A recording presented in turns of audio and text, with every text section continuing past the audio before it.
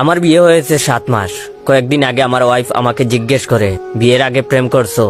আমি না বললে ও বলে, বললো সমস্যা নাই, এক বয়সে পুলাপান প্রেম করেই, বললো সমস্যা নাই, তুমি কি কোনোদিন কারো প্রেমে পড়ো নাই? তখন আমি সরল মনে আমার স্কুল জীবনের থাকা প্রেমিকার নাম বলি। ওর নাম জান্নাত।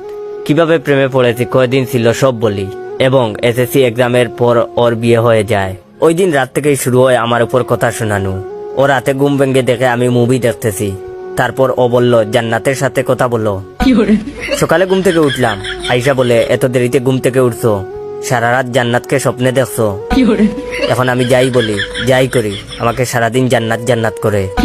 গতকাল আমাকে বাসায় আসার সময় চা পাতা আনতে বলেছে, আমি ভুলে গেছি। আসার পর বলে, জান্নাতের কথা ভাবতে ভাবতে ভুলে গেছো? কিছুক্ষণ আগে আমি বারান্দায় বসে আছি, আইসা বলে, তোমার কি মন খারাপ? জান্নাতের কথা কি খুব মনে পড়তেছে? এর কিছুক্ষণ পর আমি কিচেনে গিয়ে তাকে পিছন থেকে জড়িয়ে ধরলাম। উদ্দেশ্য ছিল বলবো, আর এভাবে খুঁটা দিও না, কিন্তু জড়িয়ে ধরতেই ও বলে, এত হ্যাপি কেন? জান্নাতের কথা ভাবতেছো নাকি? ওই দিন আমি এসব না বলার জন্য তাকে খুশি করতে তার পছন্দের একটা mobile iPhone 14 pro max gift করি। গিফট পেয়ে খুশি হয়েছে ঠিকই, কিন্তু বলেছে, কিসের খুশিতে গিফট করছো? আজকে জান্নাতের বার্থডে নাকি? ইভেন জান্নাত নাম নিয়ে একটা গানও বানিয়ে ফেলেছে।